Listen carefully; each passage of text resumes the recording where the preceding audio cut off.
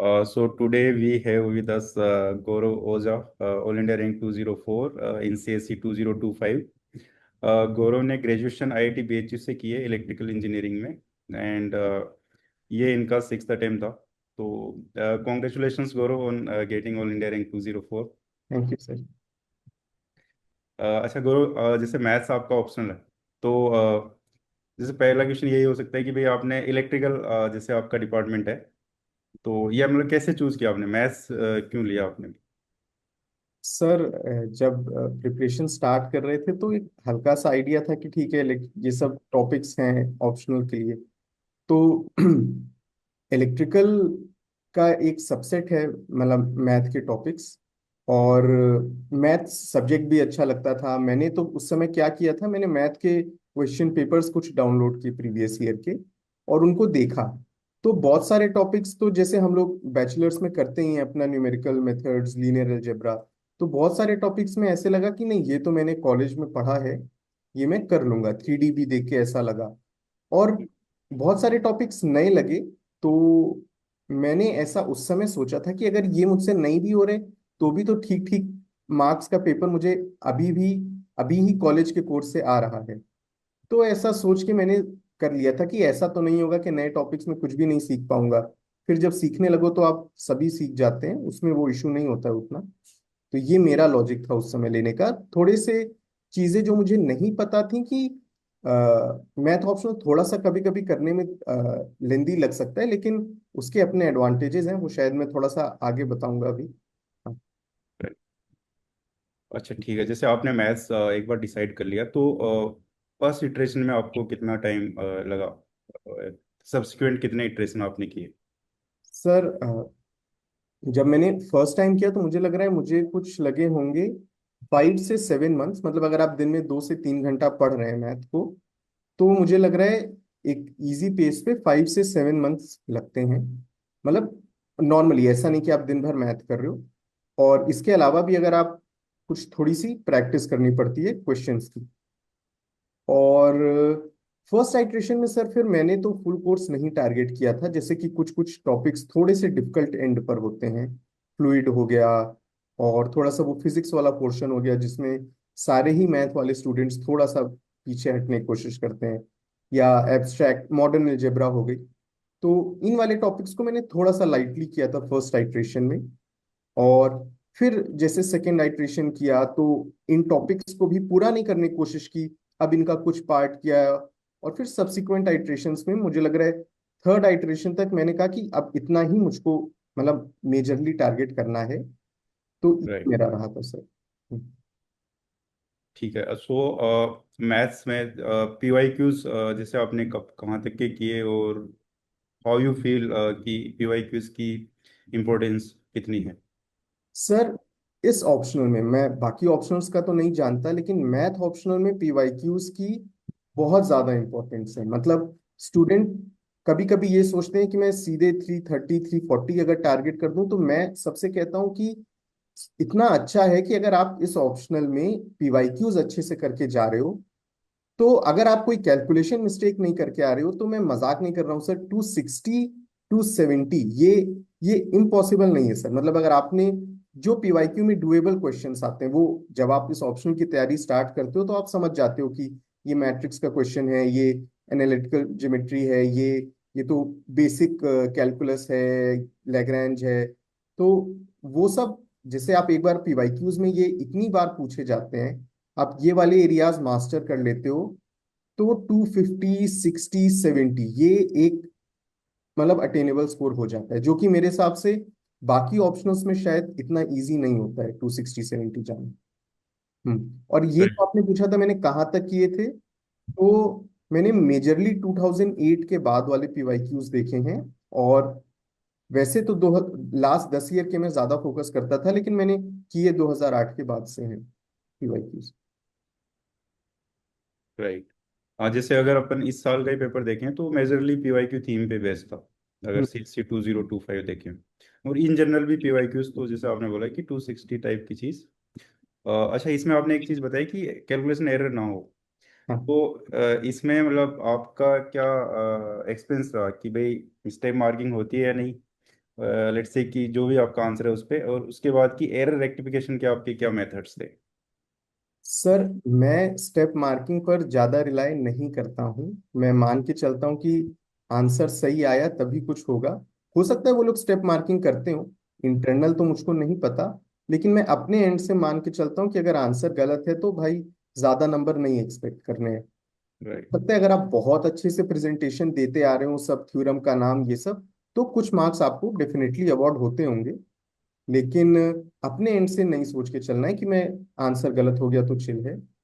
बाकी आ, मैं इसको अवॉइड करने के लिए सर बेस्ट चीज रहती है कि पेपर से पहले घर पे आपने क्वेश्चंस लगाए हों, आपको अपना पता हो कि ये क्वेश्चन करने में मुझको कितना टाइम लगेगा। आपने हाथ इतना चला रखा हो। अब जैसे एक बड़ा सिंपल सा टॉपिक है सिंपलेक्स मेथड, उसमें क्वेश्चन में कोई डिफिकल्टी नहीं है। लेकिन अगर आपने पहले नहीं लगा रखा है तो रोज मल्टीप्लाई करना, सब्ट्रैक्ट करना, मतलब वो क्वेश्चन ही जैसे ही 12 मिनट 14 मिनट होने लगते हैं तो फिर हाथ अपने आप पैनिक करने लगता है। तो राइट। दो चीजें हैं कि एक तो पहले से प्रैक्टिस करके रखो, और आपको एक आइडिया होना चाहिए कि क्वेश्चन मुझे कितना टाइम लेगा। तो जब ये दोनों चीजें होने लगती हैं तो आप अकॉर्डिंगली पेपर करते हो, और मतलब कैलकुलेशन मिस्टेक्स की चांसेस कम होने लगती हैं। और मैं थोड़ा सा कोशिश करता था कि अगर हो सके तो जिन पार्ट्स में वेरिफिकेशन वाले क्वेश्चन ज्यादा हैं मैं वो वाले अटेम्प्ट करूं, क्योंकि उनमें कहीं ना कहीं एक मेंटल रिलीफ होता चला जाता है कि हाँ भाई वेरीफाई करना था, एलएचएस भी ले आया, आरएचएस भी ले आया। या अगर नहीं आ रहा है, कोई दोनों वैल्यूज अलग आ गई, मान लीजिए वेक्टर अलजेब्रा का क्वेश्चन है, दोनों थ्योरम्स इधर उधर से करने में, तो वहीं पे आप रेक्टिफाई करते चले जाते हो। तो मैं हल्का सा प्रेफरेंस देता था कि डायरेक्ट आंसर लाने वाले क्वेश्चन से ज्यादा प्रूफ्स को। राइट। हम्म। अच्छा, जो एक मेजर पार्ट मैथ्स एस्पिरेंट्स का जो डिलेमा रहती है कि भाई how to balance between maths and GS, तो इसमें आपकी क्या स्ट्रेटेजी थी?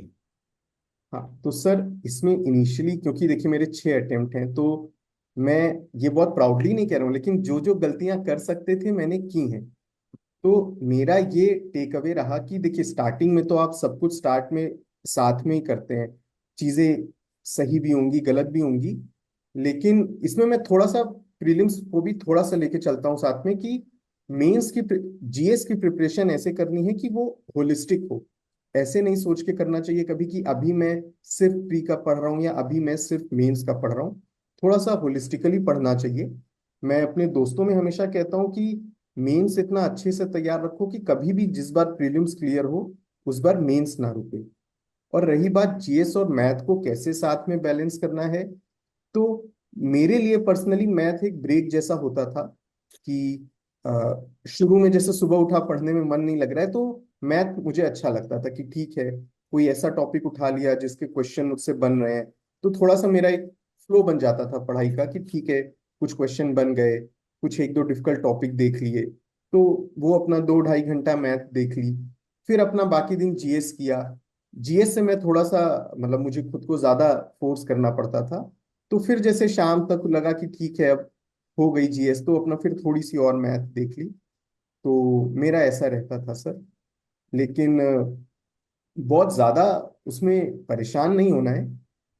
एक बार जब चीजें आप गो थ्रू कर लेते हो तो फिर उसके बाद अपने आप को अपने आप अपने स्ट्रॉन्ग और वीक पॉइंट्स पता चल जाते हैं जीएस में भी और मैथ में भी। और फिर अकॉर्डिंगली आपको बैलेंस करना चाहिए टाइम। अच्छा। अच्छा, एक जैसे कि आपके 6 अटेम्प्ट रहे, तो अगर आप ये बता पाओ कि भाई क्या गलतियां आपने की जो आपको लगता है कि अगर इनिशियल स्टेज पे अपन करते तो शायद थोड़ी हाँ चीजें बेटर रहती। सर, मेरी जो मेन मिस्टेक्स थी या बाद में भी रही, उसमें पहले तो ये थी कि मैंने शुरू में सिर्फ प्री फोकस तैयारी की। जब मेरा 3rd अटेम्प्ट में पहली बार प्री क्लियर हुआ तो मुझे रियलाइज हुआ कि मैं तो ग्रॉसली अंडर प्रिपेयर्ड हूँ मेंस के लिए भी। और मैथ में भी मैंने पढ़ा ढेर सारा था, लेकिन क्योंकि मैंने प्रैक्टिस वर्क उतना ज्यादा नहीं किया था तब तक, तो ये मुझे रियलाइज हुआ कि ऐसे आप ये अलग अलग प्रिपरेशन नहीं करनी चाहिए। ये मतलब मुझे बहुत अपनी गलती उस समय रियलाइज हुई कि ऐसे नहीं करना चाहिए था। एक गलती मुझे और रियलाइज हुई कि मैंने अ, बिना पूरा कोर्स प्रिपेयर किए ही अपने अटेम्प्ट देने स्टार्ट कर दिए थे। ना जीएस पूरा किया था ना मैथ पूरा किया था। मैंने पहला अटेम्प्ट देने के बाद ये चीजें पढ़नी स्टार्ट की थी। तो ये भी मुझे लगता है थोड़ा सा एक सही पैटर्न नहीं है। अपना आराम से 1 साल 1.5 साल निकाल के पहले एक बार कोर्स पढ़ लीजिए पूरा, जो कि आजकल सारे नए स्टूडेंट्स कर ही रहे हैं। लेकिन मैं बता रहा हूँ क्योंकि गलती तो कोई भी कर सकता है कि चलो 6 अटेम्प्ट है, पहले अटेम्प्ट दे देते हैं फिर कोर्स पूरा कर लेंगे, तो ये बहुत अच्छा मेरा नहीं था तरीका। और तीसरी जो मैंने एक गलती की थी, मैं पढ़ने पे ज्यादा फोकस करता था। हमेशा लगता था कि पूरा पढ़ लूं तब प्रैक्टिस करूंगा। ये एक बहुत बहुत खराब गलती है, जीएस में भी, आंसर राइटिंग में और मैथ में भी, कि एक बार में पूरा सारे टॉपिक्स पढ़ लूं फिर मैं पेपर्स लगाना स्टार्ट करूंगा। ये मुझे टुवर्ड्स द एंड रियलाइज हुआ कि मैथ में टॉपिक आना तो एक चीज हो गई, हर टॉपिक के कुछ इंपॉर्टेंट क्वेश्चंस होते हैं। जैसे मैंने आपकी भी टेस्ट सीरीज यूज की थी, अब कोई वो टेस्ट सीरीज भी अगर पूरी करे तो वो जो इंपॉर्टेंट मॉडल वाले क्वेश्चंस होते हैं वो सारे कवर हो जाते हैं। तो ये बाद में रियलाइज होता है कि आपको जब आप पीवाईक्यूज भी देखते हो, अच्छा यार टॉपिक तो करना एक चीज हो गई, ये जो 6 या 7 या 10 टाइप के इंपॉर्टेंट क्वेश्चन हैं इस टॉपिक के, ये मुझे आ रहे हैं कि नहीं। तो वो वाली चीज पेपर लगाने से ज्यादा होती है। स्टूडेंट तो खुद पढ़ता है, उसको तो सब मे बी शुरू शुरू में इंपॉर्टेंट लग रहा हो, लेकिन वो चीज टीचर्स को आइडिया रहता है कि ये टॉपिक्स कवर करने हैं। तो ये भी मेरी एक गलती थी कि हाथ कम चलाए थे एग्जाम्स में, प्रैक्टिस में।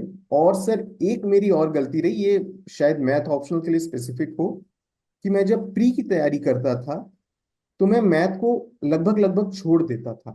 ये मुझे टुवर्ड्स द एंड रियलाइज हुआ कि ये तो मैं बहुत बड़ी गलती करता हूँ, क्योंकि है तो मैथ ही, लेकिन जैसे ही प्री खत्म हुआ, आपने 4 5 दिन रेस्ट लिया, आपने फिर किताबें उठाई, ऐसा लगता था कि सब कुछ नया है।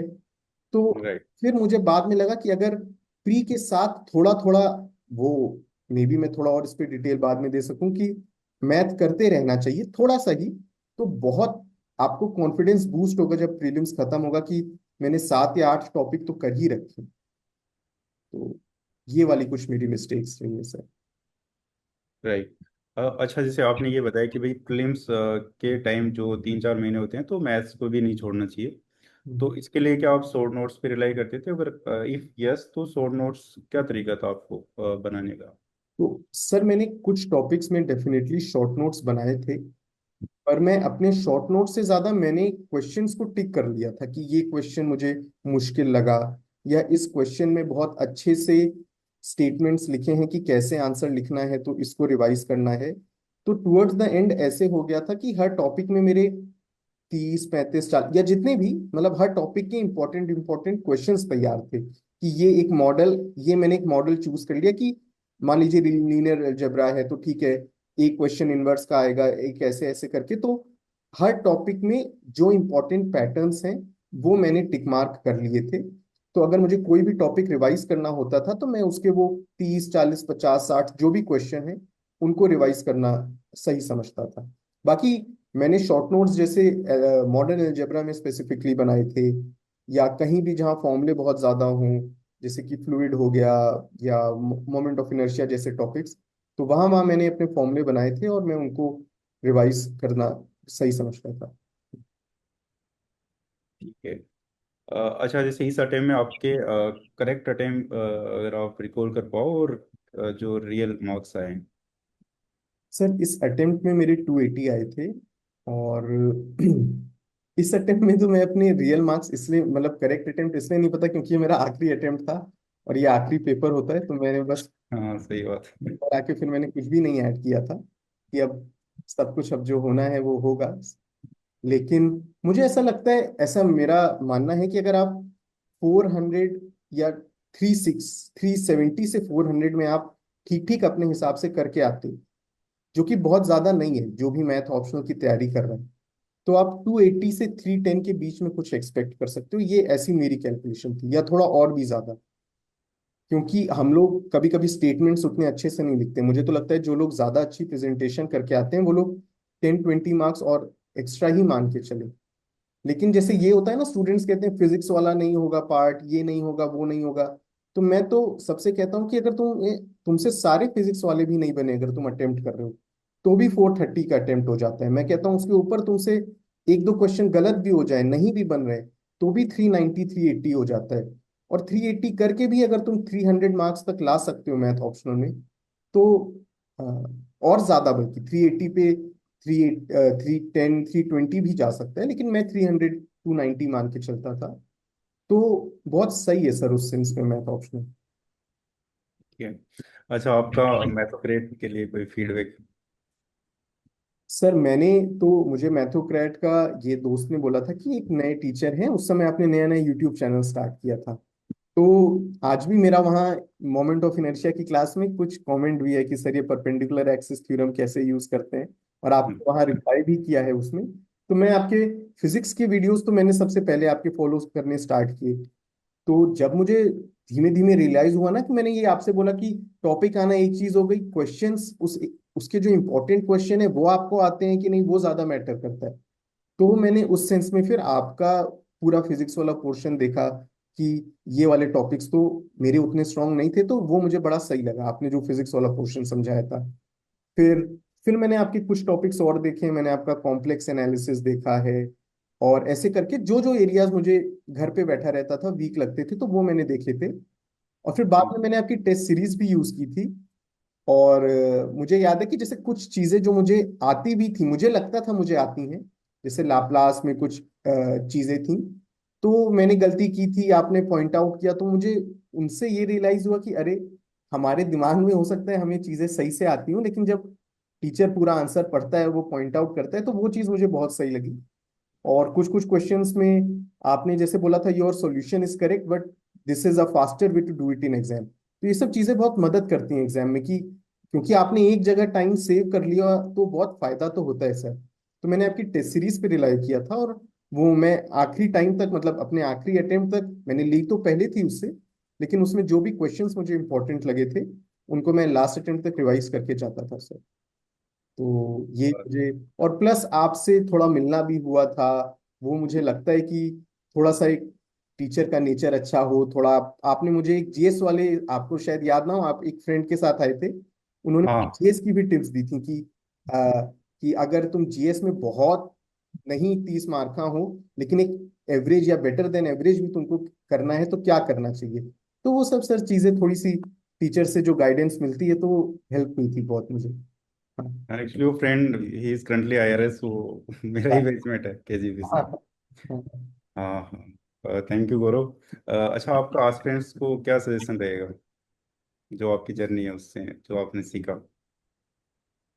मुझे तो यही लगता है कि पहले तो सबको ये नहीं सोचना चाहिए कि कुछ इस पेपर में ऐसा कुछ नहीं है कि नहीं किया जा सकता है, मतलब बहुत ही डुएबल पेपर है। शुरू में चीजें में भी ज्यादा लगे, लेकिन एक बार जब आप कर लेते हैं या दूसरी बार जब पढ़ लेते हैं तो आपको लगता है कि इतना भी कुछ बहुत ज्यादा नहीं है करने को। थोड़ा सा कंसिस्टेंट रहना है, थोड़ा सा शुरू में पहले 1 साल 2 साल में जितनी मेहनत डल सके इस प्रोसेस में उतना डाल देना है। ये नहीं रिलाई करना है कि बहुत सारे अटेम्प्ट है, क्योंकि मैं एक नेचुरल सी चीज बता रहा हूँ कि विथ अटेम्प्ट्स थोड़ा सा आपका मोटिवेशन लेवल डाउन होने लगेगा, तो शुरू में ही जितनी मेहनत दे सको दे दो। और एक पेपर ही है, पहले मतलब बहुत सीरियस कभी नहीं होना है, लेकिन कंसिस्टेंट रहना है जितनी भी पढ़ाई करो। और तो मैं यही कहूंगा कि बहुत ज्यादा नहीं करना है, जितना जो जो करो उसी को बार बार अच्छे से करो। मतलब अगर आपको अच्छे टीचर्स मिल रहे हैं तो आप उनकी बातों पर रिलाई कर सकते हैं। और यही एडवाइस है मेरी सर। और ऐसे तो बहुत एडवाइस है दोस्तों को मैं देता हूँ कि भाई 2 साल बाद मतलब पूरे टाइम कुछ ऐसे सब कुछ छोड़ के एक ही पेपर की तैयारी मत करो, बहुत सारी एडवाइस मैं देता हूँ। ये मैं उनसे बोलता हूँ भाई 2 साल बाद मे भी और भी पेपर्स फिल इन करना स्टार्ट कर देना चाहिए, क्योंकि देखिए इस पेपर में एक लक फैक्टर भी है। अ, आप आपके हाथ में सिर्फ तैयारी करना है, और वो आपको करना पड़ेगा, आप उससे नहीं बच सकते हो कि पेपर तो लक से निकलेगा। लेकिन सब कुछ करने के बाद भी कभी कभी चीजें थोड़ी सी सही नहीं होती हैं। तो इसलिए मैं हमेशा दोस्तों से कहता हूँ भाई कुछ मे बी 1 साल या 2 साल के बाद कुछ थोड़ा सा और इधर उधर थोड़ा सा देखने लगो, मे बी कुछ और बैकअप, मतलब पढ़ना है, लेकिन सब कुछ आपके ऊपर है, स्टूडेंट्स के ऊपर है, लेकिन मेरी ये एडवाइस रहती है मेरे दोस्तों की। अच्छा, मतलब आपके हिसाब से वही है कि कुछ टाइमलाइन सेट होनी चाहिए हमारी, कि भाई इतने टाइम के बाद तो हमें ये ऐसे मूव ऑन करना है, ऐसा कुछ जो आपके एक्सपीरियंस? मूव ऑन तो मैं नहीं कहता हूँ, लेकिन मैं कहता हूँ अगर जैसे 2 साल सब छोड़ के तैयारी कर ली, 3 साल बहुत कर लिया, 3 साल सब छोड़ के तैयारी कर ली, उसके बाद मैं अपने एक्सपीरियंस से कहता हूँ जैसे मैंने सर 2020 के बाद सिर्फ इस पेपर की तैयारी की। और ये निकला है ये 2025 वाला अटेम्प्ट। तो उसमें मुझे लगता है कि लेटर अटेम्प्ट्स में पूरे दिन खाली बैठने में भी बहुत थोड़ी सी आपको चैलेंज होता है। और मुझे ऐसा लगता है कि अगर आप कुछ काम कर रहे हो साथ में तो आपका पढ़ाई में भी ज्यादा मन लगेगा। और थोड़े से अगर आप और बैकअप पेपर्स दे रहे हो तो मैंने देखा है कुछ दोस्तों को कि साइड में एक पेपर निकाल लिया, उससे इतना कॉन्फिडेंस आ गया कि बाद में फिर सिविल सर्विस में और मन लगने लगा। तो ये सब चीजें जो मैंने देखी, मैं गलत हो सकता हूँ सर, पर ये मेरी ऑब्जर्वेशन थी कि पूरा एक ही पेपर पे लगातार बहुत सारे साल लगे रहना सब छोड़ के, उससे फिर वापस आने में भी थोड़ी से इश्यूज हो सकते हैं सर। जैसे अभी मैं दूसरे एग्जाम्स की भी फिर तैयारी देख रहा था तो वो मुझे लगा कि थोड़ा सा चैलेंज है। निकल गया मेरा पेपर, मैं इस राइट। मामले में लकी रहा, लेकिन मेरे बहुत सारे दोस्त हैं जिनकी तैयारी मेरे से भी बेटर रही होगी पर शायद नहीं भी निकला हो, तो इसलिए मैं ये दोस्तों में एडवाइस देता हूँ। बाकी अपने ऊपर है हर स्टूडेंट पर, जिसको जैसे भी सही लगे। थैंक यू गौरव, बहुत अच्छा लगा आपसे बात करके। जी सर, थैंक यू सर। मैं तो आपके लिए थैंकफुल हूँ, आपने जो भी एडवाइस दी सब मेरे काम आई। Thank you sir.